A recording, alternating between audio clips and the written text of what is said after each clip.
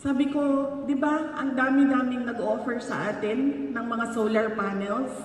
Sabi ko, bakit hindi natin gamitin yon to power the cloud? To power the Starlink. It is an uphill battle to present innovation to people. Kaya, pagdating sa innovation, ibenta mo muna yung idea eh. Ganun ang ginawa, di ba, ni